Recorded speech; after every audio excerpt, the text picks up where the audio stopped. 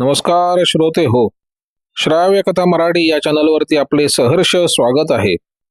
श्रोते हो, श्राव्य कथा मराठी या चॅनलवरती मी आपल्याला सुप्रसिद्ध रहस्य कथाकार श्री बाबूराव अर्नाळकर यांनी लिहिलेली एक थरारक धनंजय कथा सादर करत आहे.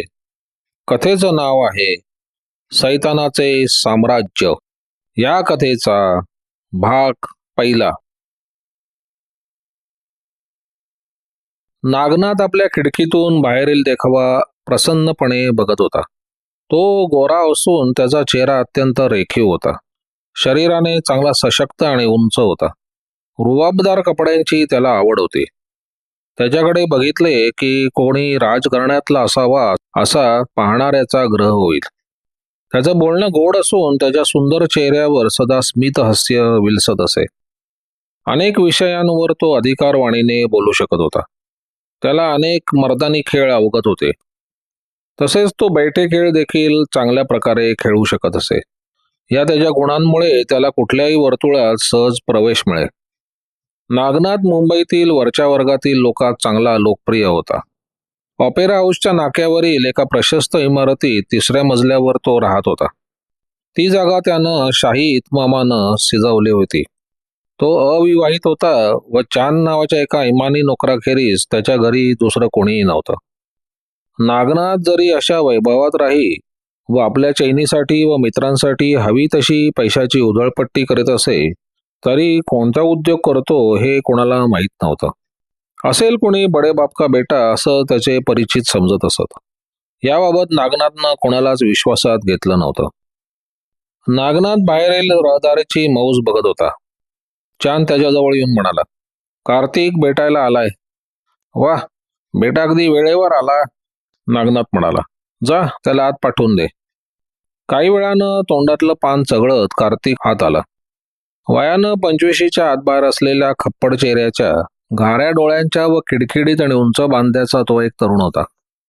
आत शिरण्याच्या त्याच्या ऐटीवरून तो नागनाथकडे नेहमी येणाऱ्यांपैकी असावा हे स्पष्ट होतं. कार्तिक आरामानं तिथल्या कोचवर बसला आणि सिगरेट पेटवून तो पडल्या पडल्या नाकावाटे धूर सोडू लागला. नागनाथला त्याचं हे वर्तन आवडत होतं की नाही हे सांगणं मोठं कठीण होतं, कारण त्याच्या चेहऱ्यावर कोणताच बदल झालेला दिसून येत नव्हता. त्याच्याकडे पाहत त्यानं विचारलं, कार्तिक, नंदकुमारची काय बातमी आहे? चांगली बातमी आणली आहे. त्याच्याकडून नेहमीप्रमाणे खूप माहिती मिळाली आहे.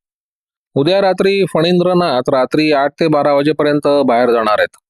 त्यांना कुठं जेवणाचं आमंत्रण आहे आणि नंदकुमार नाटकाला जाणार आहे. फणींद्राकडे कोणी नोकरचाकर नाहीत. उद्या रात्री त्यांच्या तिजोरीतून हिरे काढून घेणं सोपं आहे. ते ऐकून नागनाथ काही न बोलता स्तब्ध उभा राहिला. नंतर तो म्हणाला, फणींद्रनाथाकडे दुसरं कोणी राहत नाही याबद्दल तुझी खात्री आहे ना? तुझ्या म्हणण्याप्रमाणे हे काम सोपं दिसतंय. माझं म्हणणं अगदी खरं आहे, कार्तिक म्हणाला. फणींद्रनाथ हा बंगालमधील एक सुप्रसिद्ध गुंड आहे. तेथील पोलीस त्याच्या मागे लागलेत तेव्हा त्याने जवळच्या असलेल्या रोकड रकमेतून हिरे खरेदी केले आणि मुंबईस आला. त्याचा बँकांवर विश्वास नाही. त्याने एक नवीन तिजोरी विकत घेऊन घरातच सर्व हिरे ठेवलेत. तो नेहमी स्वतःजवळ भरलेली 2 पिस्तुलं ठेवतो. आपण आपले संरक्षण करण्यास समर्थ आहोत अशी त्याची घमेंड आहे. नंदकुमार त्याचा खाजगी चिटणीस आहे. त्याच्याकडून सहज बोलता बोलता मी या सर्व गोष्टी काढून घेतल्या. उद्या रात्री फणींद्रनाथाचे 2 लाखाचे हिरे पळवायला नामी संधी आहे. त्या हिऱ्यांची किंमत 2 लाख होईल म्हणतो? नागनाथ विचार करत म्हणाला. ठीक आहे, उद्या संध्याकाळी 4 वाजेपर्यंत जर फणींद्राच्या कार्यक्रमात काही बदल झाला तर मला फोनवर कळव. तुझ्याकडून जर काही बातमी आली नाही तर कसला धोका नाही असं समजून उद्या रात्री ही कामगिरी उरकण्यात येईल. ती आपल्याला निघून जायची सूचना आहे हे कार्तिक समजला. तो उभा राहून म्हणाला, उद्या नंदकुमारला तर गाठतोच. काही भानगड उपस्थित होणार नाही हे मी तुम्हाला आधीच सांगून ठेवतो. पण उद्याची ही कामगिरी तुम्ही कोणावर सोपवणार आहात? 2 लाखाच्या हिराचा प्रश्न आहे. आपल्या टोळीपैकी कोणाला हे मी काम सांगणार नाही. मी स्वतःच ही कामगिरी पार पाडीन, नागनाथ म्हणाला. दुसऱ्या दिवशी रात्री 11:20 असताना नागनाथ आपल्या इमारतीतून खाली उतरला. त्याला पाहता समोरच्या स्टँडवरची एक टॅक्सी त्याच्याजवळ येऊन उभी राहिली. एक सडळ हाताने बक्षिसी देणारा गिराईक म्हणून तो तिथल्या टॅक्सीवाल्यांना माहीत होता. नागनाथनं नेहमीप्रमाणे भपकेबाज पोशाख चढवला होता. हसतच तो कारमध्ये बसला आणि ड्रायव्हरला मरीन ड्राईव्हकडे गाडी न्यायला सांगितली. फणींद्रनाथ ज्या इमारतीत राहत होते तिच्यासमोर त्यानं कार उभी करायला सांगितली व भाडं व बक्षिसी देऊन ड्रायव्हरची रवानगी केली. मोठ्या आयटीनं तो इमारतीत शिरला. लिफ्टमधून 4थ्या मजल्यावर पोहोचला. समोर फणींद्रनाथ चौधरी अशी पाटी दिसत होती.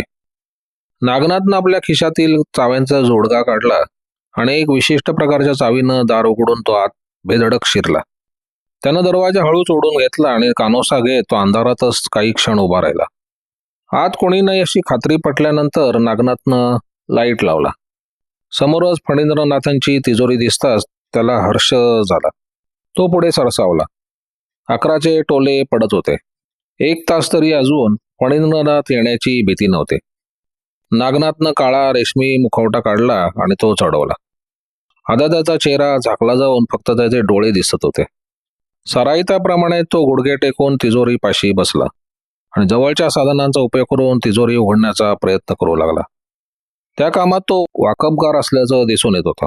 तरी तिजोरी उघडल्याला त्याला अर्धा तास घालवावा लागला. अजून अर्धा तासाचा अवधी होता. त्यानं तिजोरीचं दार उघडताच आत ठेवलेल्या हिऱ्यांच्या तेजानं त्याचे डोळे चमकले. ते मौल्यवान हिरे बघताच तो हर्षानं बेभान झाला. तोच दारातून शब्द ऐकवले, हात वर कर. गोंधळलेल्या नजरेनं नागनाथनं दरवाजाकडे बघितले. दारात फणींद्रनाथ उभे होते आणि त्याच्या दोन्ही हातात पिस्तुले होते. नागनाथनं निमूटपणे हात वर उचलले. ऐनवेळी तुला पकडलं. या फणींद्रनाथावर मात करणारे चोर मुंबईत असतील असं मला वाटलं नव्हतं. तुझ्या चेहऱ्यावरचं ते आवरण काढून इतकी ढिटाई करणारा तू कोण आहेस हे मला पहिल्यांदा बघू दे. नंतर गोळी घालून तुला ठार मारतो. कार्तिकच्या माहितीप्रमाणे फणींद्रनाथ 12 वाजेपर्यंत येणार नाहीत या समजुतीनं नागनाथ बेसावत होता. आपण फणींद्रनाथाच्या तावडीत पुरते सापडलो ते तो समजला होता. तो डिटाईनं फणींद्रनाथांच्या सर्व हालचाली बघत उभा होता. तू अगदी निरडावलेला बेरड दिसतोयस. फणींद्रनाथ पुढे होत म्हणाले. त्यांनी डाव्या हातातील पिस्तूल खिशात घातलं. दुसरं पिस्तूल नागनाथच्या छातीवर रोखलं होतं. डावा हात पुढे करून त्यांनी नागनाथच्या चेहऱ्यावरचं आच्छादन खेचून काढलं.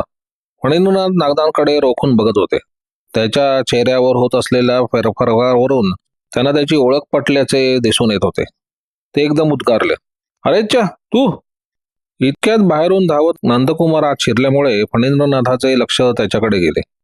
त्या क्षणभर अवसरात नागनाथनं चपळाईनं फणींद्रनाथाला दोन्ही हाताने वर उचलले आणि जवळच्या भिंतीवर आपटले. बाहेरून आलेल्या नंदकुमारला आत काय प्रकार चालला याची जाणीव नव्हती.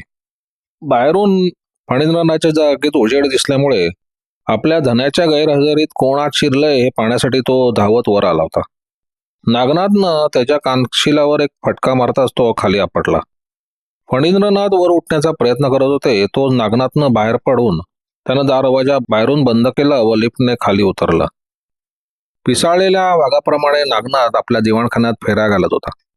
त्याच्या डोळ्याकडे बघताच आता कोणाच्याही जीवावर बेतणारे हे चान समजला.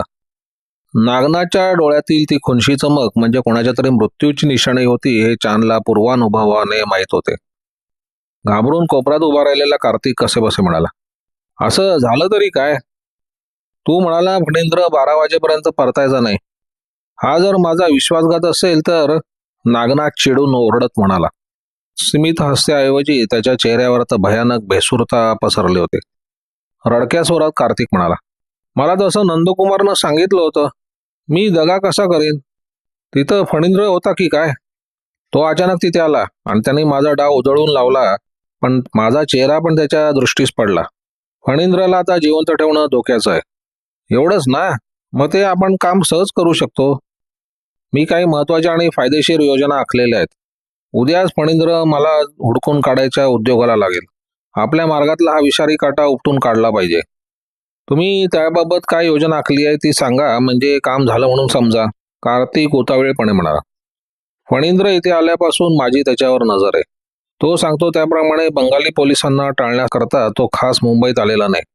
तो काही महत्वाचा डाव खेळणार आहे यात शंका नाही. असा त्याचा तो कोणता तरी डाव आहे? कार्तिकनं विचारलं. मला त्याबद्दल काही माहीत नाही. त्यानं जी योजना आखलेली आहे त्याबद्दल माहिती त्यानं त्या तिजोरीत ठेवली असावी. पण आताच्या प्रसंगामुळे ते कागदपत्र तो यापुढे आपल्या जवळ बाळगेल की नाही शंका आहे. आणि ते कागदपत्र त्याला ठार करण्यापूर्वी आपण काढून घेतले पाहिजेत. ते कसे मिळवायचे त्याबद्दलची योजना तयार आहे, नागनाथ म्हणाला. नंदकुमाराला तुझा काही संशय यायचा नाही. त्याच्या दृष्टीनं तू एक केस कापणारा नावी आहेस. कसंही करून नंदकुमारकडून त्याला शाही केश कर्तनालयात घेऊन जायचं. शाही केश कर्तनालयात मुंबईतील मोठे लोक येत असतात, तेव्हा अशा ठिकाणी बडेजाव मिरवण्याची हौस असलेला फणींद्र तिथे येईल. ते काम काय अवघड नाही. पुढे तो दुकानात आला की त्याला तुझ्या खुर्चीवर बसायला लावायचं. नंतर तुझ्या नेहमीच्या कुशलतेने तू त्याच्या खिशातील वस्तू काढून घ्यायच्या. पण हे कसं शक्य होईल? फणींद्र तर एक निर्डावलेला बदमाश आहे. आपल्या युक्तीला थोडी बळी पडणार आहे. त्याची तू काळजी करू नको. तो तुझ्या खुर्चीवर बसला की थोड्या वेळानं तो काही हालचाल करू शकणार नाही. पण हे घडणार तरी कसं? तू जेव्हा त्याचे खिसे चपापू लागशील तेव्हा तो काळजोब घेत असेल. नागनाथ हसत सुटला. त्याचं ते भयानक हास्य पाहून निर्डावलेल्या कार्तिकच्याही अंगावर शहारे आले. बेरळ चांद मात्र निश्चल उभा होता.